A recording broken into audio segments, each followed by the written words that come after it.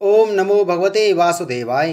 नमस्कार दोस्तों, स्वागत है आप सभी का हमारे चैनल भक्ति ज्ञान में। दोस्तों आइए सुनते ही श्रीमद् भागवत महापुराण की कथा।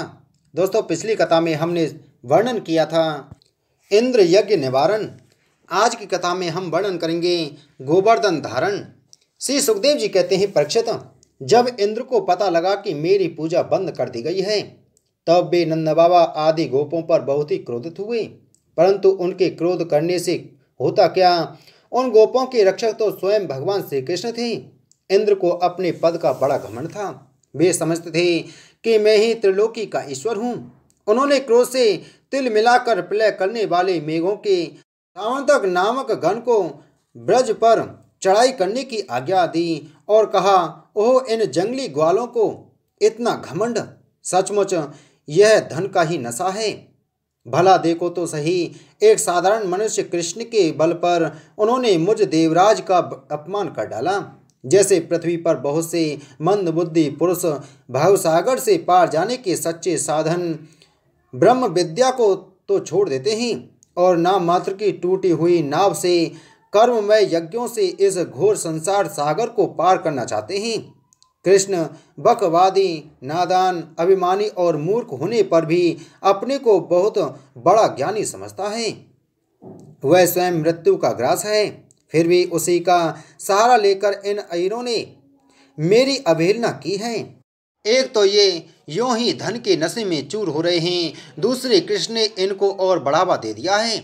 अब तुम लोग जाकर इनके इस धन के घमंड और हेकड़ी को धूल में मिला दो तथा इनके पशुओं का संहार कर डालो। मैं भी तुम्हारे पीछे पीछे ऐरावत हाथी पर चढ़कर नंद के ब्रज का नाश करने के लिए महापराक्रमी मरुदगणों के साथ आता हूँ। श्री सुखदेव जी कहते हैं, परीक्षित, इंद्र ने इस प्रकार प्रलय के मेघों को आज्ञा दी और उनके बंधन खोल दिए। अब वे बड़े वेग से नंद बाबा के ब्रज पर चढ़ आए और मूसलाधार पानी बरसाकर सारे ब्रज को पीड़ित करने लगे। चारों ओर बिजलियां चमकने लगीं, बादल आपस में टकराकर कड़कने लगे और प्रचंड आंधी की प्रेरणा से वे बड़े बड़े ओले बरसाने लगे। इस प्रकार जब दल के दल बादल बार बार आकर खम्भे के समान मोटी मोटी धाराएं गिराने लगे, तब ब्रजभूमि का कोना कोना पानी से भर गया और कहाँ नीचा है कहाँ ऊंचा, इसका पता चलना कठिन हो गया।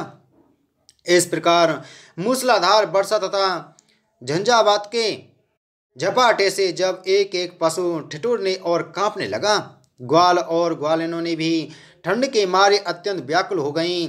तब वे सब के सब भगवान श्री कृष्ण की शरण में आए।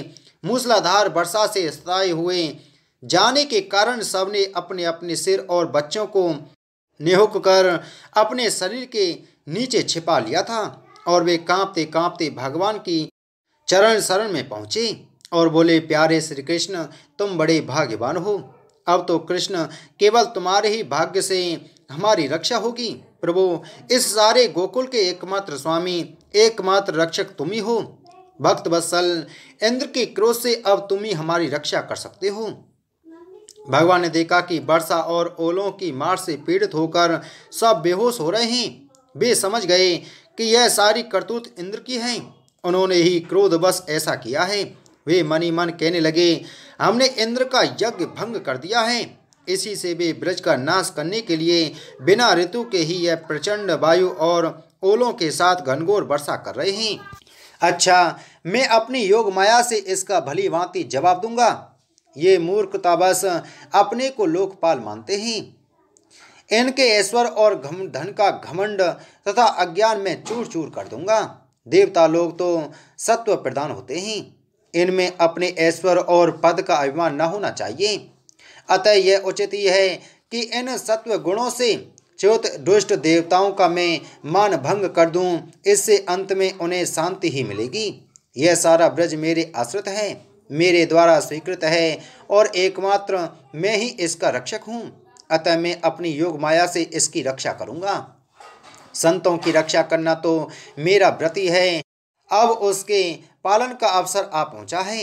इस प्रकार कहकर भगवान श्री कृष्ण ने खेल खेल में एक ही हाथ से गिरिराज गोवर्धन को उखाड़ लिया और जैसे छोटे छोटे बालक बरसाती छत्ते के पुष्पों को उखाड़कर हाथ में रख लेते हैं, वैसे ही उन्होंने उस पर्वत को धारण कर लिया।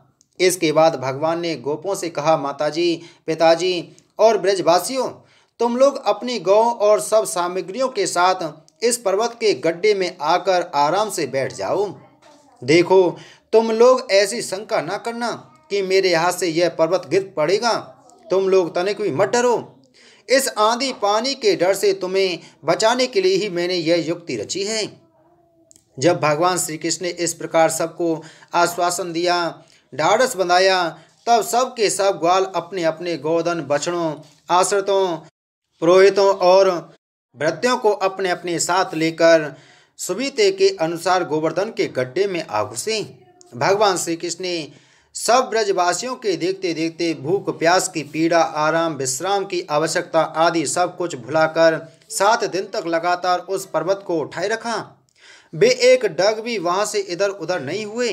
श्री कृष्ण की योग माया का यह प्रभाव देखकर इंद्र की आश्चर्य का ठिकाना न रहा। अपना संकल्प पूरा न होते देखकर उनकी सारी हेकड़ी बंद हो गई। वे भौचक्के से रह गई। इसके बाद उन्होंने मेघों को अपने आप वर्षा करने से रोक दिया। जब गोवर्धनधारी भगवान श्री कृष्ण ने देखा कि वह भयंकर आंधी और घनघोर वर्षा बंद हो गई, आकाश से बादल छट गए और सूर्य दिखने लगे, तब उन्होंने गोपों से कहा, मेरे प्यारे गोपों, अब तुम लोग निडर हो जाओ और अपनी स्त्रियों, गोधन तथा बच्चों के साथ बाहर निकल जाओ। देखो, अब आंधी पानी बंद हो गया तथा नदियों का पानी भी उतर गया। भगवान की ऐसी आज्ञा पाकर अपने अपने गोधन, स्त्रियों, बच्चों और बूढ़ों को साथ ले तथा अपनी सामग्री छकड़ों पर लाद कर धीरे धीरे सब लोग बाहर निकल आए। सर्वशक्तिमान भगवान श्री कृष्ण ने भी सब प्राणियों के देखते देखते खेल खेल में ही गिरिराज को पूर्ववत उसके स्थान पर रख दिया। ब्रजवासियों का हृदय प्रेम के आवेग से भर रहा था। पर्वत को रखते ही वे भगवान श्री कृष्ण के पास दौड़ आए। कोई उन्हें हृदय से लगाने और कोई चूमने लगा। सब ने उनका सत्कार किया। बड़ी बूढ़ी गोपियों ने बड़े आनंद और स्नेह से दही, चावल, जल आदि से उनका मंगल तिलक किया और उन्मुक्त हृदय से शुभ आशीर्वाद दिए। यशोदा रानी, रोहिणी जी, नंद बाबा और बलवानों में श्रेष्ठ बलराम जी ने स्त्री हाथों होकर श्री कृष्ण को हृदय से लगा लिया तथा आशीर्वाद दिए। परीक्षित, उस समय आकाश में स्थित देवता, साध्य, सिद्ध, गंधर्व और चारण आदि प्रसन्न होकर भगवान की स्तुति करते हुए उन पर फूलों की वर्षा करने लगे। राजन, स्वर्ग में देवता लोग शंख और नौबत बजाने लगे। तुम्बरु आदि गंधर्वराज भगवान की मधुर लीला का गान करने लगे। इसके बाद भगवान श्री कृष्ण ने ब्रज की यात्रा की। उनके बगल में बलराम जी चल रहे थे और उनके प्रेमी ग्वालवाल उनकी सेवा कर रहे थे। उनके साथ ही प्रेममयी गोपियां भी अपने हृदय को आकर्षित करने वाले, उसमें प्रेम जगाने वाले भगवान की गोवर्धन धारण आदि लीलाओं का गान करती हुई बड़े आनंद से ब्रज में लौट आईं। बोलो श्रीमद्भागवत महापुराण की जय। बोलो श्री कृष्णचंद्र भगवान की जय।